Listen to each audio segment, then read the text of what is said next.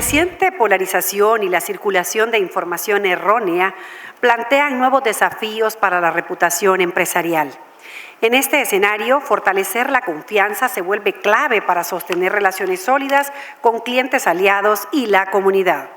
Le damos la bienvenida a Tony da Silva Romero, CEO de Pisolante, que nos visita desde República Dominicana y que nos trae la conferencia Confianza Empresarial en un entorno de polarización y desinformación. Tony da Silva tiene más de 25 años de experiencia como consultor de más de 300 empresas nacionales y transnacionales, líderes en sus mercados en América Latina. Muchas de ellas parten del listado Fortune 500. Profesor invitado de posgrado en diversas universidades y escuelas de negocios, conferencista internacional y articulista en diversos medios de comunicación de la región. Les informamos que se encuentran disponibles tarjetas en el salón para que si ustedes desean hacer una pregunta, solamente levantan la mano y los edecanes van a estar listos para llevarles las tarjetas y ustedes puedan hacer las consultas respectivas. Le damos en este momento el espacio y recibimos con un fuerte aplauso al señor da Silva. Adelante.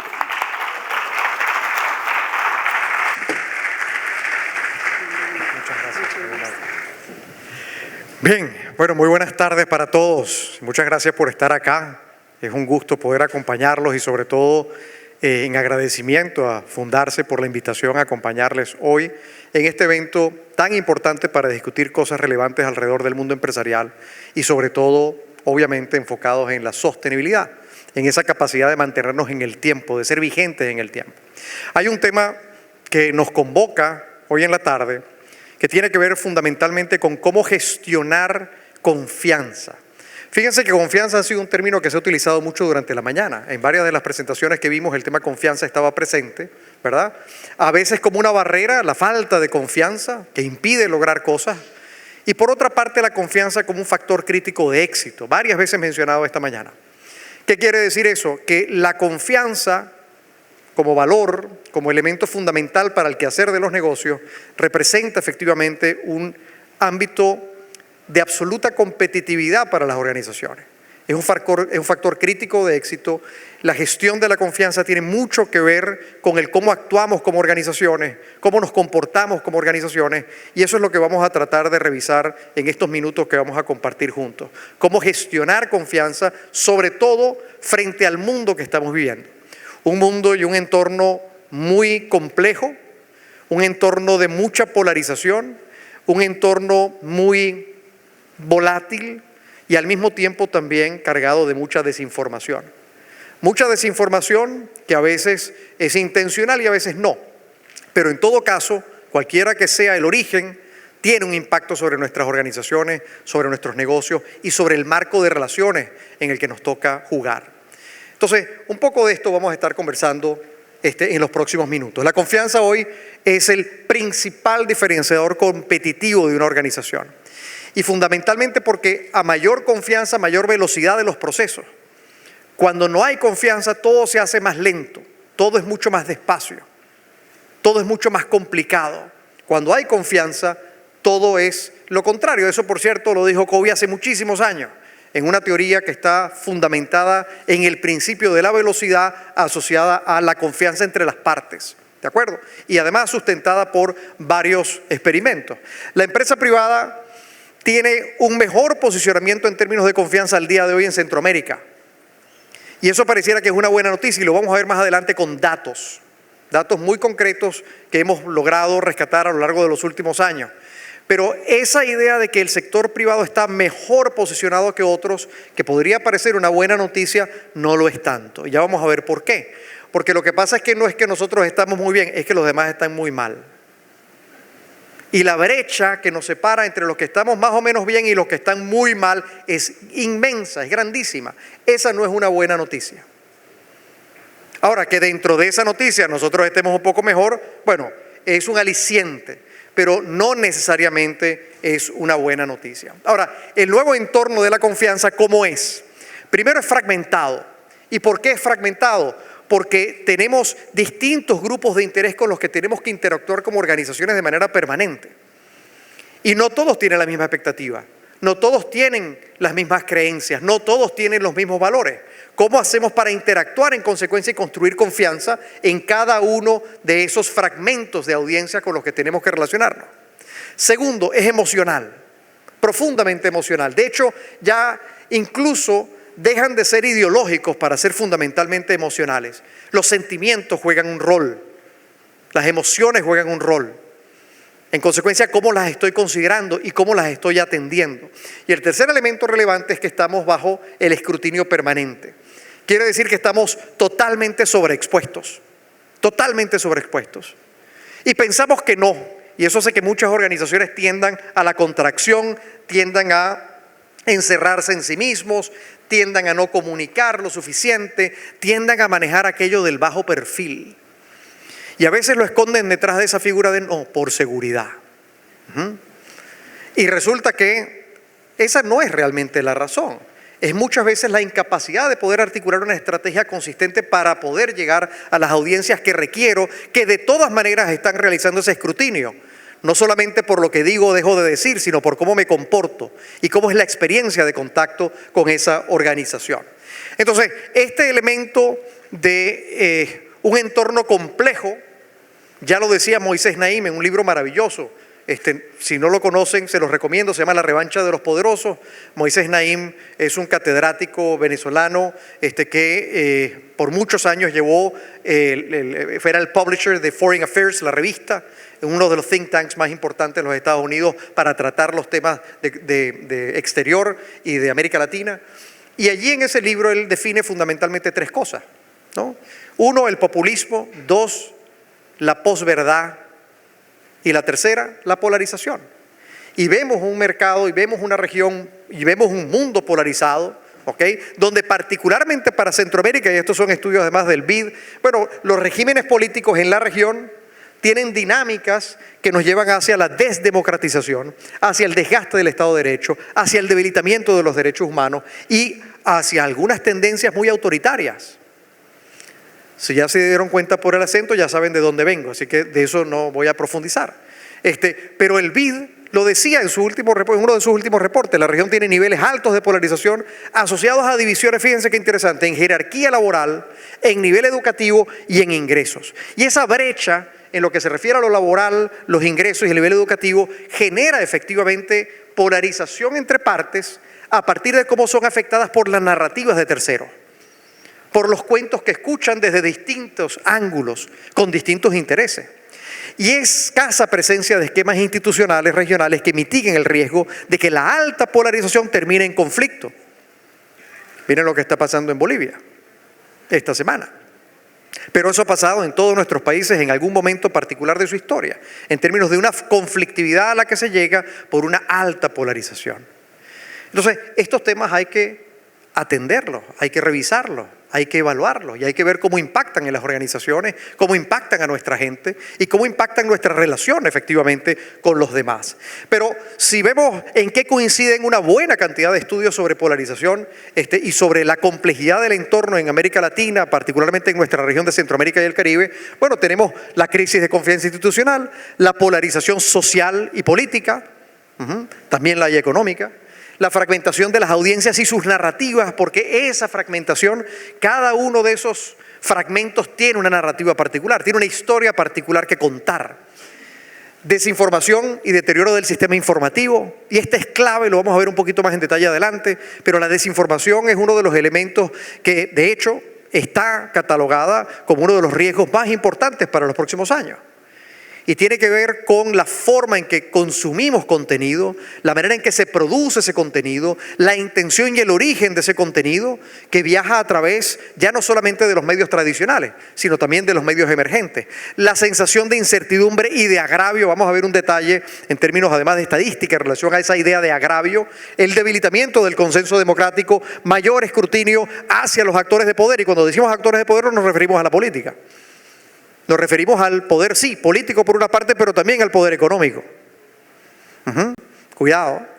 Exigencia de coherencia cada vez mayor. La revalorización de la confianza como activo, ya lo vimos esta mañana en términos de cómo fue mencionado el elemento confianza en diversas presentaciones. Y un ascenso relativo de la empresa privada como actor confiable. Y eso está demostrado en varios estudios que ahora les voy a presentar que hemos hecho en los últimos 2-3 años. Cómo hemos ascendido, pero al mismo tiempo cómo se ha abierto una brecha muy importante entre esa confianza al sector privado y el resto de las instituciones de la región. Con respecto al agravio, 2 de cada 3 personas mantiene cierto resentimiento o esa sensación de agravio frente a la actuación de gobiernos y empresas. Y esta data es del barómetro de Edelman. Esto está además, por cierto, sobre la muestra que Edelman utiliza para su estudio, que son la gran mayoría países desarrollados. Y en esos países desarrollados, incluyendo algunos países importantes de la región, cuando digo importante me refiero es por su tamaño, por su peso económico, Argentina, México, Chile, Brasil. Bueno, ¿qué dice la data? Que el 57%, esos 2 de cada 3, tienen una sensación de agravio, de resentimiento, el 19% alto y el 38% moderado en relación al ámbito económico y político. Entonces estamos hablando de un caldo de cultivo que es muy sensible a la información, a las narrativas, a los cuentos, a lo que comunicamos, a cómo se gestionan sus percepciones sobre la realidad. Y ahí estamos nosotros, en el marco de eso estamos nosotros. Cuando las personas mantienen ese sentimiento, aumenta que la sensibilidad frente a la inconsistencia y la incoherencia de la actuación empresarial, porque se hacen mucho más exigentes a ello. Quiero estar seguro de que lo que me estás diciendo coincide con lo que estás haciendo. Y ahí entra mucho de lo que hemos conversado esta mañana en materia de sostenibilidad, por ejemplo, ¿no? Y ya lo mencionaba el representante de los Países Bajos, el greenwashing o el greenhushing, ¿no? Cualquiera de los dos. ¿Qué tan coherentes somos? Y aquí está lo que les comentaba en términos de riesgo, cómo la desinformación o la mala información se convierte en un riesgo crítico. En este momento, como segundo, según el informe de riesgo que realiza Marsh, y ustedes van a tener una conferencia en estos 2 días de Marsh, se las recomiendo, el informe que está hecho para el Foro Económico Mundial. Y para estos próximos 2 años, bueno, pues ese es el segundo riesgo en términos de criticidad. Y para los próximos 10 años está todavía en el top 5. Por lo tanto, el manejo de la información es un factor crítico de éxito para el sector privado. ¿Cómo hace para, valga la redundancia, hacerle frente a ese mundo informativo que está allá afuera que prácticamente nadie controla? Porque antes teníamos mecanismos validadores de la información, teníamos medios tradicionales que tenían toda una estructura, buena, mala o regular. No vamos a calificarla ni a hacer juicios de valor, pero los medios eran los que canalizaban. Hoy todo el mundo es un medio. Hoy cualquiera abre una página web y dice lo que quiere, y monta lo que quiere, y dice lo que quiere, y arma la noticia como la quiere, y la ilustra como quiere, ¿verdad? Y está allí, accesible. Y un fenómeno interesante de ello es que las empresas parecieran no haber entendido aún que independientemente de lo que producen o del servicio que ofrecen, también son grandes medios de comunicación. Y deben concebirse como grandes medios de comunicación. Porque son los primeros que tienen que contarle al mundo y a sus audiencias particularmente de qué va el asunto. ¿Qué es lo que yo hago? ¿Por qué lo hago? ¿Cómo lo hago? Y todavía tenemos organizaciones que parecieran no haber entendido eso. Cuando otro cuenta sus historias por ellos, generalmente no desde el mismo objetivo o con la misma intención, entonces ahí vienen los problemas. Entonces hay que adueñarse de su propia narrativa y hay que utilizar los mecanismos que están al alcance de su mano para poder hacerlo. De una manera absolutamente abierta, obviamente responsable y con estrategia. Pero hay que estar allí, presentes. Confianza en el ecosistema informativo. A esto a lo que me refiero. Uno, la fragmentación de las audiencias. Tenemos muchas burbujas simultáneas informativas que son coincidentes, ¿verdad? Que son simultáneas, mejor dicho, a las que tengo que atender. A cada una con un ángulo particular en función de su interés o de la relación que yo manejo con esa audiencia en particular. Esas audiencias que son cada vez más segmentadas y que tienen expectativas diferentes. En consecuencia, ¿cómo atiendo esas expectativas? Para empezar, si las conozco. Y la primera pregunta que habría que hacer es cuánto efectivamente las empresas invierten en entender a sus audiencias y en entender esas expectativas. ¿Las conocemos? ¿Sabemos realmente cuáles son? Esa es una pregunta que toda organización debería poder responderse. Luego, la intermediación. La IA no solamente genera contenido, sino que lo amplifica de una forma extraordinaria. Yo el otro día hice el ejercicio de preguntarle a la IA qué sabía de mi organización, ¿verdad? Si no lo han hecho, háganlo, es muy divertido, ¿no? Y a ver qué dice, ¿no? Y qué te devuelve. Y cuando me responde, ¿ella de dónde responde? De todo lo que hay disponible. Ah, pero de todo lo que hay disponible le asigna autoridad, mayor o menor, a algunas fuentes. Bueno, pues me trajo información de fuentes que yo jamás me hubiese imaginado que eran relevantes. Y es lo que me coloca como primer elemento de respuesta a la pregunta de, dime qué sabes de esta organización y califícamelo. Y busca y encuentra y le asigna autoridad y me lo devuelve. Y esa es la foto que me pinta, el cuadro que me pinta. Entonces la pregunta es, ¿cómo estamos incidiendo para que efectivamente cuando alguien le pregunta ahora a la IA y responda, ¿qué dice de nosotros? ¿Y cuánto pesa eso en la formulación de percepciones en nuestras audiencias? Por cierto, yo de IA les voy a hablar esto. Mañana no se pierdan la charla de María Rivas, que nos acompaña desde España y tiene una charla espectacular. No se la vayan a perder mañana, de verdad. Pero luego tenemos los algoritmos que priorizan la emoción. Porque no es solamente la información que circula, es cómo circula para mí, en función de mi interés, en función de mi curiosidad y en función de mis emociones. Y yo creo que a todos les ha pasado. Uno busca en Google una cosa y después no soportas el feed de Instagram o de TikTok o lo que sea, porque es que todo viene de lo que yo busqué hace 5 minutos. Porque el algoritmo lo reconoce y me premia con repetirme tanta información como haya. ¿Y qué genera eso? Genera grandes salones de espejo, donde estamos permanentemente reflejados sobre aquellas cosas que nosotros creemos. Nadie nos cuestiona, ni la IA.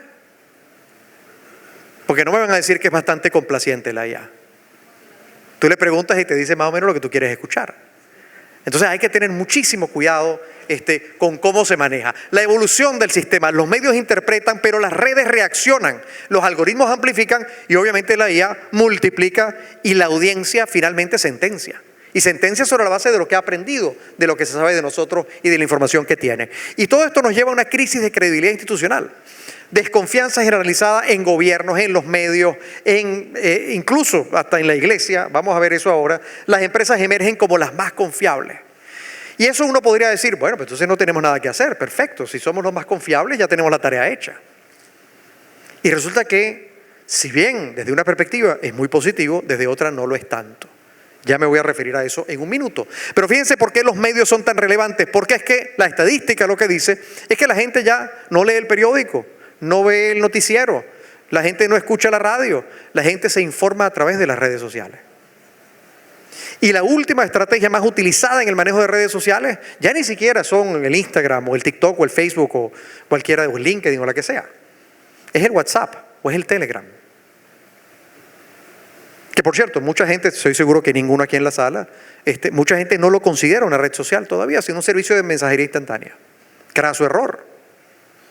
Los medios, de hecho, ya están, sobre todo los medios emergentes y alternativos, utilizan el WhatsApp fundamentalmente como canales de distribución de noticias.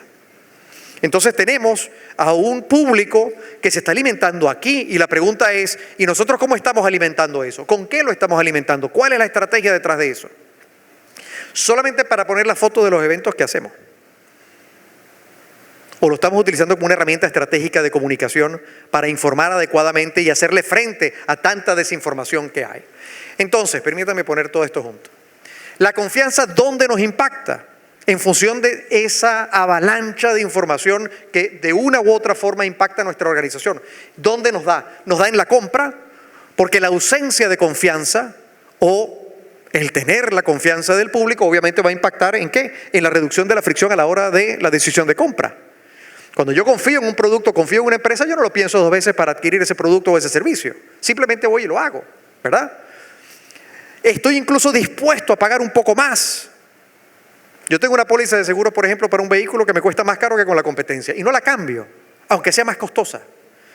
Porque yo sé que cuando yo tenga un accidente, esa empresa me va a responder inmediatamente y no me va a poner peros. Entonces yo no quiero prescindir de esa certidumbre, porque confianza, mis queridos amigos, es certidumbre, es ausencia de temor, es ausencia de miedo. Que por cierto, es uno de los sentimientos más primitivos que mueven al ser humano, el miedo. Entonces, la desconfianza es miedo. La falta de confianza es miedo. La legitimidad, porque la confianza evidentemente impacta en la licencia, no solamente la licencia jurídica, sino la licencia social para operar. La falta de confianza en una empresa minera en República Dominicana le tiene parada un proyecto de $500 millones. Por falta de confianza de las comunidades en relación al comportamiento de la empresa para llevar a cabo un proyecto minero de ese tamaño. ¿Por qué? Porque le quitaron la licencia social para operar. Todos los permisos, pero la licencia social no la tiene. ¿Y qué pasa? El costo político de ir contra la comunidad es muy alto. Entonces el gobierno echa para atrás y le retira entonces ¿qué? La licencia jurídica para operar. Por la presión de la licencia social. Entonces, hay una percepción de responsabilidad empresarial que está directamente vinculada a cuánta confianza yo soy capaz de generar en mis audiencias. Y luego, evidentemente, la sostenibilidad. Y por sostenibilidad aquí me voy a referir a la retención de clientes, a la resiliencia frente a la crisis y a las condiciones del mercado. La capacidad de mantener a la organización vigente en el tiempo. Sostenible en el tiempo, ¿verdad? Y por último, aquí el capital. Bueno, porque cuando hay confianza hay mayor acceso al financiamiento y a la inversión. Cuando hay confianza hay menor costo cuando la crisis nos impacta. Y toda empresa tendrá una crisis mañana, pasado o dentro de 3 días. O sea, en cualquier momento estamos sujetos a tener una situación de crisis. ¿Cómo la vamos a enfrentar? Si yo no tengo suficiente confianza acumulada, va a ser mucho más costoso, créanme.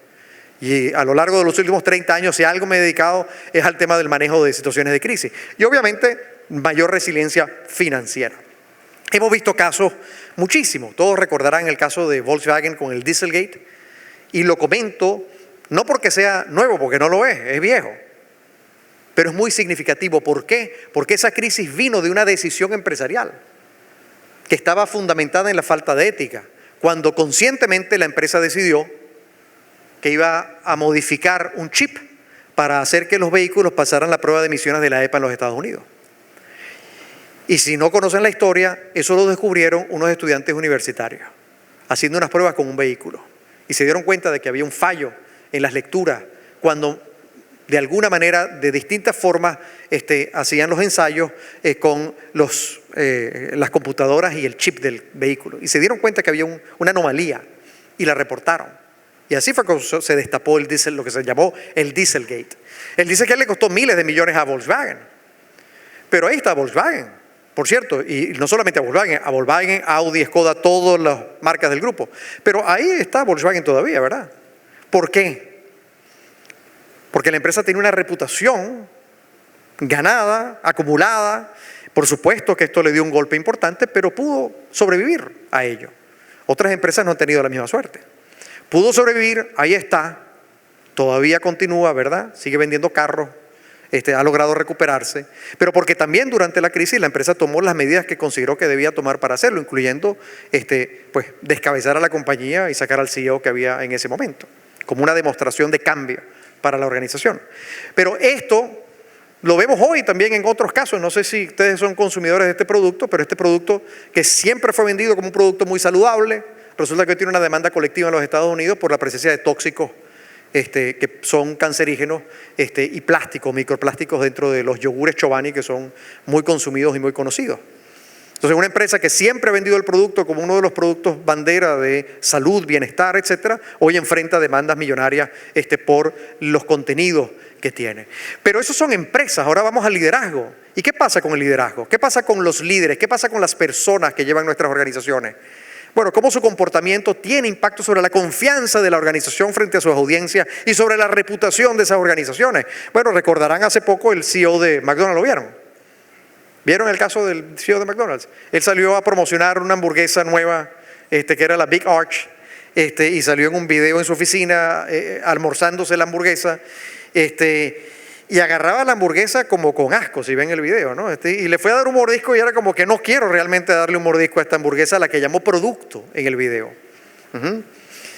Y eso estalló en redes sociales y convirtió en una gran mofa toda la actuación de este CEO, que luego tuvo él que salir a explicar por qué lo había hecho, cómo lo había hecho, donde la competencia se montó sobre eso para hacer exactamente lo contrario, es decir, desde darle un mordisco grande a la hamburguesa, hacerlo de una manera mucho más orgánica. El gran ganador de eso, por cierto, fue Burger King en esa diatriba. Pero lo cierto es que hubo un impacto en confianza en relación a la actuación de ese CEO frente a esa circunstancia, que impactó a la marca. Pero también ocurrió hace poco con Better.com y el CEO que decidió despedir a todo el mundo en una llamada de Zoom. Y despidió a miles de empleados en una llamada de Zoom. O el año pasado, si recuerdan, el CEO de Astronomer, ¿no? Que en medio de un concierto de Coldplay pues fue sorprendido infraganti, ¿no? Que también hay cosas del amor, ¿verdad? Porque tú dices, bueno, pues ¿a quién se le ocurre en medio de un concierto público ir a, ¿verdad? Pero bueno, esas cosas pasan, el momento. Entonces, ¿cómo convertir todo esto que se traduce en incertidumbre? Porque al final vivimos permanentemente en incertidumbre. Me pareció, por cierto, muchas gracias a la persona de Great Place to Work por este ejercicio, porque no hay nada peor aquí entre nosotros que hablar después del almuerzo, ¿no? Es como pesado. Entonces, pero él mencionaba la incertidumbre como un elemento clave, y ciertamente lo es. La incertidumbre es algo que nos genera ansiedad, que nos genera angustia. Estamos permanentemente pensando en el futuro y sobre todo cómo aprovechar ese futuro como oportunidad.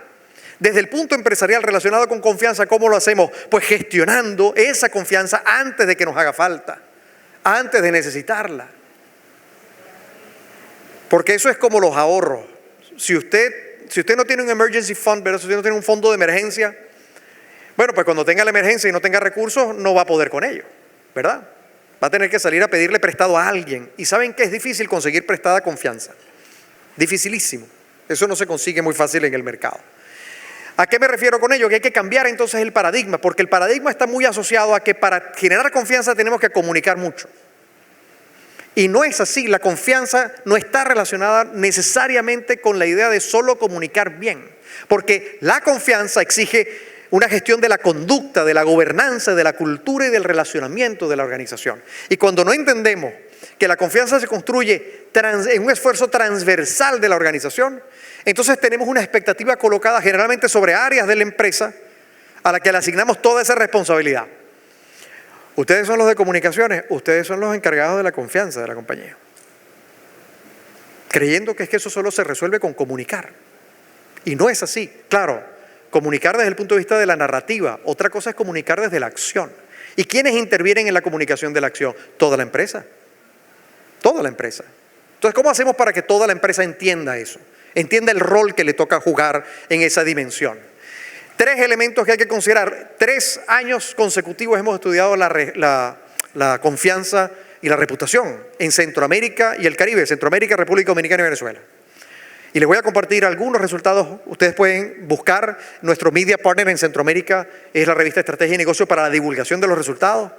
Quiero decirles que este estudio se hace con muchísima rigurosidad, se hace conjuntamente con una empresa que se llama Datos Group, que tiene 70 años haciendo estudios de opinión y estudios de mercado y estudios y encuestas políticas, etcétera. Son expertos en la materia. Y el objetivo no es hacer un ranking. Ahora los rankings están de moda, para todo hay un ranking. Ese no es el objetivo. El objetivo es entender los intereses, es entender efectivamente qué es lo que está pasando, qué es lo que hay subyacente allí, que genera o no confianza en nuestras audiencias. Y la buena noticia es que la empresa privada sí se mantiene con la mayor confianza en la región, en Centroamérica, y ya van a ver Honduras en particular. Los líderes empresariales son los líderes con mayor nivel de confianza. Y la evolución, fíjense, de la expectativa de la actuación de esos líderes para la generación de confianza ha ido evolucionando. Para el 2023 estaba muy anclada al propósito, a la manifestación del propósito por parte de ese liderazgo. Para el 2024 ya la gente dijo, bueno, muy bonito el propósito, pero díganme qué están haciendo. ¿Cuáles son los hechos y las acciones que se están ejecutando? Y ahora no solamente dime cuáles son los hechos y las acciones, sino que lo estés haciendo con calidad, con excelencia y con la conducta apropiada. Cada vez la exigencia se ha ido afinando, año tras año. Estamos por salir ahora, calculo que en agosto, con los resultados del 2026. Pero aquí tienen, por ejemplo, la evolución de la confianza en instituciones a través de público informado. Por público informado entendemos gente que conoce del sector, que está involucrado, digamos, con el sector empresarial. Y miren lo que es, ¿esto funciona aquí? No. Las empresas privadas. Y fíjense cómo ha ido creciendo año tras año, del 40 y tanto por ciento al 50 y tanto por ciento en los últimos 3 años. Y fíjense el resto. Iglesia Católica es el tercero, universidades, Iglesia Evangélica, ONG y Gobierno Poder Ejecutivo de último allá, en Centroamérica. Pero miren qué interesante la segunda posición. La segunda posición es ninguna. Es decir, después de ustedes no creo en nadie, si acaso algunos en esos otros actores que están allí. Peligrosísimo. Cuando una sociedad te dice que no confía en nadie y pone todo ese nivel de confianza en el empresariado privado, ¿qué es realmente lo que está sucediendo? Que se le está colocando una presión y una exigencia al sector privado que no necesariamente se corresponde en su totalidad.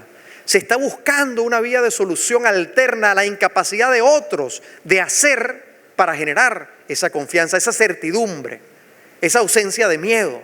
Entonces vemos que lidera la empresa privada, luego la Iglesia Católica con una tendencia a la baja en los últimos 3 años, las universidades y la ONG con una estabilidad relativa y el gobierno, pues por supuesto allí de último, ¿no? En todos los países de Centroamérica. Pero esto es instituciones. Vamos a ver los liderazgos, los líderes. Bueno, pues los líderes es más dramático todavía. Los líderes empresariales han ido creciendo y llegan al 70%. Y de segundo, ninguno otra vez. No confío en más nadie. Y luego, si acaso, confío en los líderes religiosos, en los líderes universitarios y en los líderes sociales o comunitarios. Ahí no aparece la política. De nuevo, hay un peso extraordinario colocado sobre los hombros del liderazgo empresarial. ¿Qué quiere decir eso? Bueno, desconfianza estructural. Al final del camino es una desconfianza estructural. Y en Honduras particularmente, bueno, dramático. Miren el crecimiento en empresas y en líderes empresariales, en términos de confianza en los últimos 3 años. Exponencial. ¿Y qué quiere decir eso? ¿Cuáles son las ausencias que hay en el resto de las instituciones que deben estar construyendo confianza? Que todo recaiga, una gran parte recaiga sobre el liderazgo empresarial. Eso es una pregunta que hay que buscarle respuesta. Los gobiernos con niveles muy bajos y el empresariado con niveles muy altos. Entonces, de nuevo, mucha gente podría decir, bueno, la tarea está hecha, porque confían mucho en nosotros. Sí, pero cuando tú te conviertes realmente en un refugio de confianza, lo que es cierto es que la sociedad tiene un problema. Y eso hay que tener mucho cuidado con eso. Por cierto, es muy consistente con la estadística mundial. Este es el barómetro de Edelman. Y esto de nuevo son los países en los que ellos hacen el estudio, que no incluye a los países de Centroamérica, Dominicana, Venezuela. Ellos incluyen de América Latina, fundamentalmente Brasil, Argentina, México, creo que Chile. Pero miren dónde está el gobierno y miren dónde están los negocios, ¿no? Es decir, la distancia que nos separa es importante también a nivel global. O sea que no es un fenómeno exclusivo de Centroamérica o el Caribe, es un fenómeno global, ¿verdad? Entonces, ¿cuáles son las implicaciones para la empresa privada? Primero, que la confianza es una ventaja competitiva porque eleva esa licencia social para operar, la favorece. La confianza, ¿qué pasa con la confianza? Que entonces nos eleva expectativa y exigencia. Todos los ojos puestos sobre nosotros. ¿Qué quiere decir eso? Que entonces tenemos un escrutinio permanente y mayor exposición. Por lo tanto, nuestros errores, que pueden ser así chiquiticos, se pueden llegar a ver muy grandes. ¿Ok? Y tercer elemento, bueno, se eleva ese riesgo reputacional ante la insatisfacción social. Si yo no cumplo con la expectativa, y por cierto, tal vez ni siquiera sé cuál es, o genero insatisfacción, lo que va a venir de vuelta no va a ser bonito. No va a ser bonito.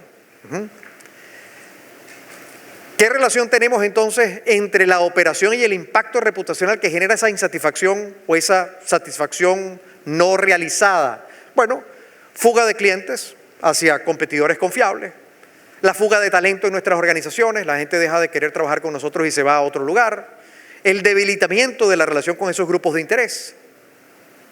Si es que los tengo mapeados, por cierto, y sé quiénes son y dónde están y cuántos son. Muchas veces las organizaciones ni siquiera tienen eso bien estructurado. Tengo una mayor exposición a crisis reputacionales, ¿verdad?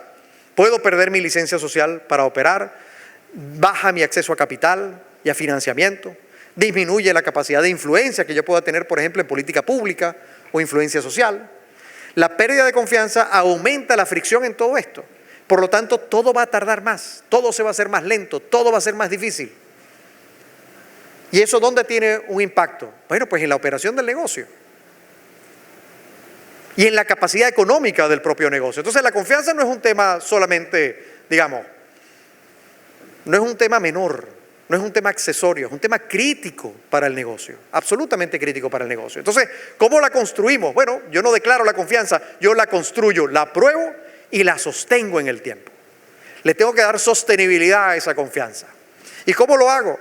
Bueno, para empezar, resolviendo algo que he visto muy frecuentemente ahora, lamentablemente, con una gran confusión en la terminología, los conceptos en relación a qué significa cada cosa. Y hay gente que confunde visibilidad con notoriedad, notoriedad con posicionamiento, posicionamiento con imagen, imagen con reputación, reputación. Y aquello es como un, perdóneme, no sé si aquí se estila ese término, pero un arroz con mango. Aquello como que no pega nada. Bueno, vamos a ver qué significa eso. Por una parte, lo que piensa la empresa, lo que dice la empresa y lo que hace la empresa. Pero para resolver esos sinónimos, tengan en cuenta que la visibilidad no es otra cosa que te vean. Es la capacidad de ser observable, más nada. Entonces, comunicar mucho y estar en el radar de la gente, simplemente visibilidad. Eso no está asociado necesariamente a un juicio de valor sobre la organización. Para que eso ocurra tenemos que pasar de la visibilidad a la notoriedad. ¿Y qué es la notoriedad? Que me recuerden, que yo pueda ocupar un espacio en la mente de esa audiencia. Lo que en la publicidad les gusta llamar el top of mind, ¿no? Yo ocupo un espacio. Ahora, ¿cómo ocupo ese espacio? Ahí entra el posicionamiento.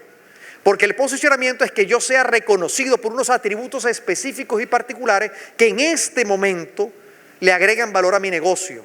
Porque lo revisten de una cualidad que yo quiero que sea percibible para poder impulsar mi plan de negocio. Entonces el posicionamiento es estratégico. Tiene que estar definido sobre la base de los atributos que yo defino. Eso es posicionamiento. Y luego entonces no hay que confundir imagen con reputación. Imagen es lo que yo controlo. Yo controlo mi imagen. Yo puedo vestirme de determinada manera, yo puedo hablar de determinada manera, ¿verdad? Yo puedo tener un logo de determinada manera, yo puedo resolver de determinada manera. Esa es mi imagen, lo que yo proyecto. Eso lo controlo. La reputación no la controlo. Y por cierto, todos ustedes y sus organizaciones tienen reputación, ¿verdad? Buena, mala o regular, pero la tienen. La pregunta es, ¿cómo la estoy construyendo desde una perspectiva estratégica que me permita que eso que se dice de mí cuando yo no estoy se parece a lo que yo quiero que se diga? Y por cierto, eso no hay manera de saberlo sino salir a preguntar. Y por cierto, no lo puede preguntar usted, porque si lo pregunta usted le van a decir lo que quiere escuchar. Más o menos como la IA, ¿no? Y ese chiste que dice, háblame de este hongo, ¿es venenoso? No es venenoso.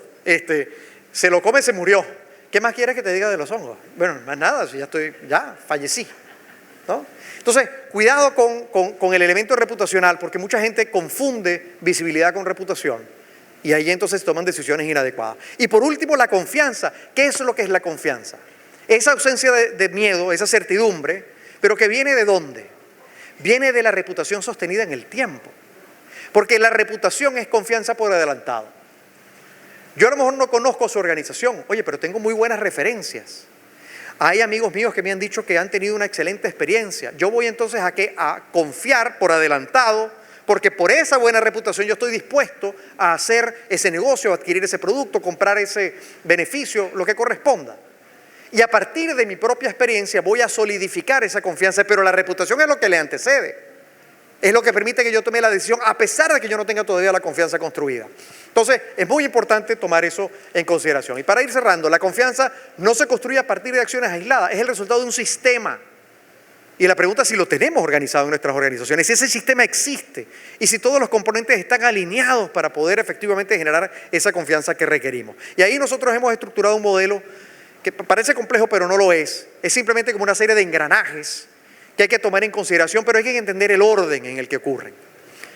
Y esto, hace muchos años comenzamos a trabajar en ello, y es la manera en que abordamos los procesos de gestión reputacional y construcción de reputación para la confianza en las organizaciones. Empezamos por el propósito, pero no el propósito desde la poesía, ¿no? A la gente le encanta unas frases marqueteras bonitas como propósito. No. Es el propósito que incide sobre las decisiones. Es el propósito que contribuye a priorizar lo que hacemos como organización. Simon Sinek, todos ustedes seguramente lo han leído y lo conocen, Bueno, lo define en su libro de Empiece por el por qué. Start with why. El propósito implica entonces esa definición de por qué hacemos lo que hacemos. ¿Cómo cambia el mundo? ¿En qué beneficio yo al mundo con lo que hago? ¿Verdad? Ese propósito, ¿de qué se soporta? Bueno, de una filosofía de gestión, misión, visión, valores, ¿verdad? Y de gobierno corporativo, estructura, cómo se toman las decisiones. El gobierno exige buena gobernanza y la buena gobernanza es la que permite que las empresas sean gobernables, que haya gobernabilidad. Entonces, filosofía de gestión y gobierno corporativo, esas dos cosas terminan definiendo la identidad y la cultura de la organización. Así hacemos las cosas aquí. Y no como una tabla de piedra donde siempre la tenemos que hacer así de aquí en adelante. Simplemente en este momento así hacemos las cosas. Porque responden a los comportamientos y las conductas que están definidas por nuestros valores. Y eso define nuestra estrategia, eso define nuestra marca, eso define nuestro liderazgo y eso define la manera en que abordamos los riesgos en nuestra organización. Define nuestra tolerancia al riesgo, define nuestro apetito de riesgo. ¿Ok? Y esos elementos que son la gestión de la organización tiene dos caras, una actuación comercial y una actuación institucional.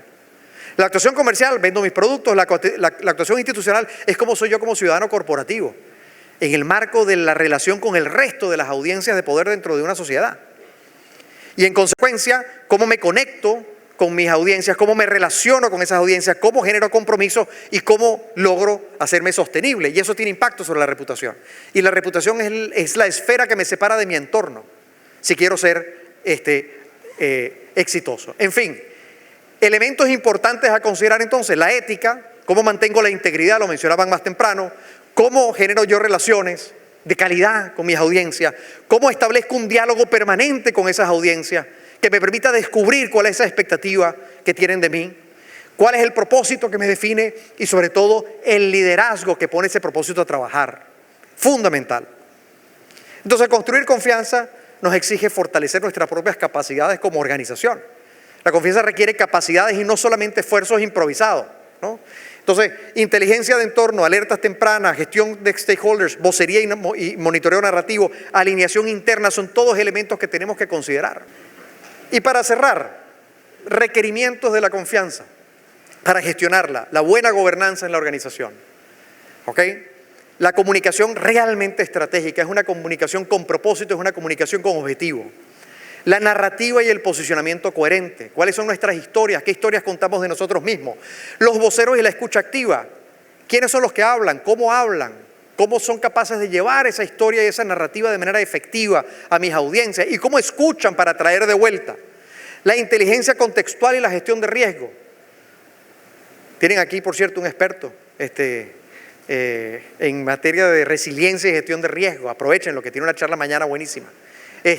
Inteligencia contextual, nosotros por cierto ahora se los voy a comentar para cerrar, y sostenibilidad, la reputación que confía efectivamente en que hacemos lo que tenemos que hacer para asegurar la vigencia de la organización en el tiempo, en materia ambiental, en materia económica, en materia social. Ya de eso hemos conversado antes. Así que el impacto real para nuestras organizaciones es gestionar la confianza desde el desempeño organizacional,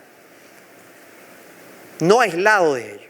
Y esa es la invitación es a que se tomen el tiempo en sus organizaciones para asegurarse de que están impactando apropiadamente en la gestión de ese factor crítico para la competitividad de su negocio, sobre todo hoy más que nunca en el marco de un entorno complejo, lleno de desinformación y sobre todo de gran volatilidad. Solamente les quiero dejar como regalo lo siguiente, y es, caramba, ¿qué pasó? Se me fue la lámina. Bueno, se las cuento rápido. Nosotros todos los meses emitimos un informe de inteligencia contextual para Centroamérica y el Caribe, se llama Panorama, lo pueden descargar gratuitamente en www.pisolante.com, Pisolante con doble Z como lo ven allí. También en LinkedIn hay un newsletter semanal con insights y incluye información de lo que yo considero es el think tank en gestión de intangibles más importante del habla hispana, que es Corporate Excellence, a pesar de que el nombre esté en inglés, pero es extraordinario el contenido que se produce en este think tank que tiene base en Madrid. Y adicionalmente a eso también emitimos un informe mensual sobre Venezuela para los que tengan interés en lo que pasa en mi país. Y adicionalmente a eso hay un recuento de todo el contenido que producen nuestros consultores que se llama Our Voice, que está también disponible gratuitamente con todo el contenido del conocimiento que hacemos desde la organización en materia de comunicación, estrategia y asuntos públicos. Así que muchísimas gracias por el tiempo, gracias por estar aquí a esta hora y gracias a los organizadores por la invitación. Muchas gracias. Feliz tarde. Agradecer que nos acompañe unos minutos porque hay preguntas del público, así es de que la primera es: ¿cómo puede una empresa diferenciar entre una crisis reputacional y una ola temporal de desinformación? Y una ola temporal de desinformación. Así es. Ok, bueno, a ver, la pregunta es, si hay una ola temporal de desinformación, es cómo me afecta, cómo me impacta, qué consecuencias tiene para mi operación. Y recordemos una cosa, la crisis reputacional, claro que pueden haber detonantes que solo tengan impacto en la reputación, pero es que cualquier riesgo, no importa de qué naturaleza sea, de qué categoría sea, siempre va a suponer un riesgo reputacional. No importa si usted tiene un riesgo operativo, si usted tiene un riesgo financiero, ese riesgo activado y convertido en una contingencia se convierte en un riesgo reputacional.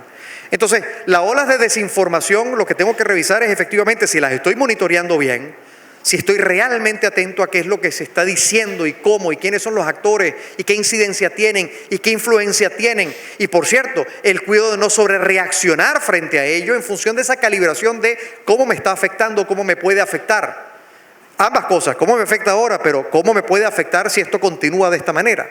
Y cuáles son las medidas que voy a tomar en consecuencia frente a una estrategia de contención para ello. Pero lo primero tiene que ver con entender que ese riesgo reputacional, si está presente, lo que tengo que revisar es cuál es la probabilidad de ocurrencia que se me convierta en una crisis.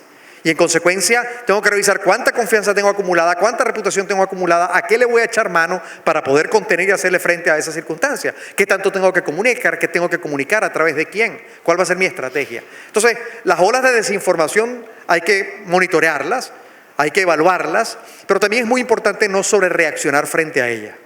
Entonces, me disculpan lo coloquial del ejemplo, ¿no? Pero eso es como todos quienes sean padres aquí, ¿verdad? Y su hijo alguna vez ha tenido fiebre.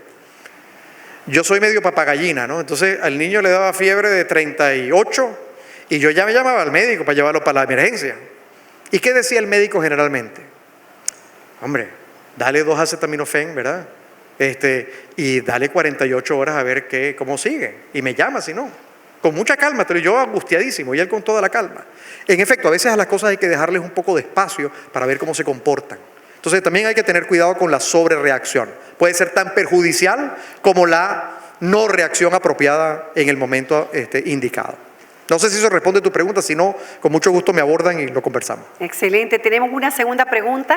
¿Tiene alguna experiencia o ejemplo cómo un proyecto de energía renovable pudo revertir una mala imagen a su proyecto o poca confianza?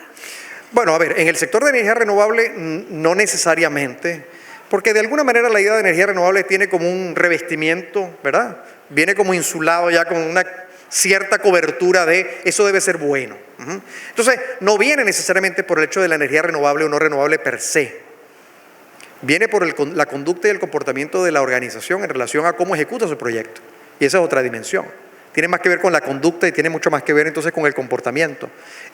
Porque no hay un cuestionamiento necesariamente, o por lo menos no ha sido el caso que hemos tenido, no hay un cuestionamiento a la tecnología o al objetivo. Tiene que ver con la conducta y el comportamiento para llevarlo a cabo. Entonces ahí sí hemos tenido circunstancias, por ejemplo, en las que hemos tenido situaciones de comunidades, por ejemplo, contrarias a la posibilidad de la instauración o la instalación de un parque de energía eólica, por ejemplo.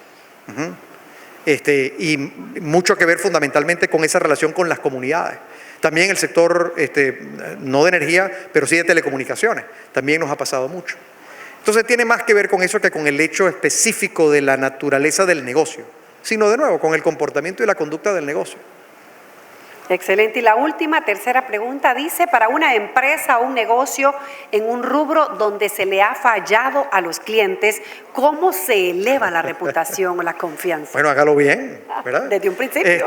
Pero fíjense, cuando se falla consistentemente, no solamente se impacta la reputación, se pierde la confianza, y cuando se pierde la confianza el cliente tiende entonces a tomar opciones o alternativas. Una vez que toma la alternativa es muy difícil que regrese, ¿verdad? Entonces, ¿qué hace una organización? Muchas veces lo primero que tiene que hacer es reconocer que cometió un error y nos cuesta horrores hacer eso. A veces hay que reconocer que efectivamente no lo hemos hecho bien y la pregunta es cómo estás preparado para hacerlo mejor. ¿Y qué garantías me vas a dar? ¿Y cómo lo vas a cumplir? Esas son cosas muy difíciles de definir y son muy difíciles a veces de aceptar. Pero cuando usted le falla consistentemente, bueno, pues no espere usted que el cliente permanezca. El cliente va a buscar un territorio donde esa incertidumbre se le reduzca. Y eso no quiere decir, por cierto, esto es muy importante, que el público no considere que es posible que usted cometa errores. Mire, nosotros trabajamos hace muchos años una crisis enorme para una empresa de alimentos, me ahorro el nombre, con una situación de recall de producto, con afectación al consumidor, con fallecimientos, ¿okay? O sea, una situación grave, grave, grave, grave. Les voy a echar un cuento largo, corto. Vino la crisis, se atendió la crisis, se manejó la crisis, se comunicó como se debía comunicar, se actuó como se debía actuar. La empresa puso todo lo que estaba a su disposición para resarcir, reparar, atender, lamentar, llorar y hacer el duelo que correspondiese. Todo. 3 meses después de que se superó la circunstancia, la empresa estaba vendiendo más que antes de la crisis. Y usted dirá, pero ¿cómo es posible si hasta gente se murió? O sea, hasta hubo fallecimientos. ¿Cómo es eso posible? Porque el público está dispuesto a dar una segunda oportunidad. Eso sí, yo estoy dispuesto a dar la segunda oportunidad, pero tú me tienes que demostrar a lo largo del proceso que tú estás dispuesto a hacer lo correcto, que lo estás haciendo desde una emoción genuina, estás dispuesto a corregir, me vas a demostrar qué corregiste, cómo corregiste y cómo me vas a garantizar que eso no me vuelva a pasar. Y estoy dispuesto a volver a hacer negocios contigo y estoy dispuesto a volver a comprar tu producto. O sea, sí es posible. O sea, nuestras audiencias no esperan que seamos infalibles, esperan que seamos honestos, que seamos correctos, que seamos humanos también. Y eso es muy importante. Muchísimas gracias. Esta era la tercera y última pregunta, así es de que lo despedimos con un fuertísimo aplauso Muy amable. al señor Tony Da Silva.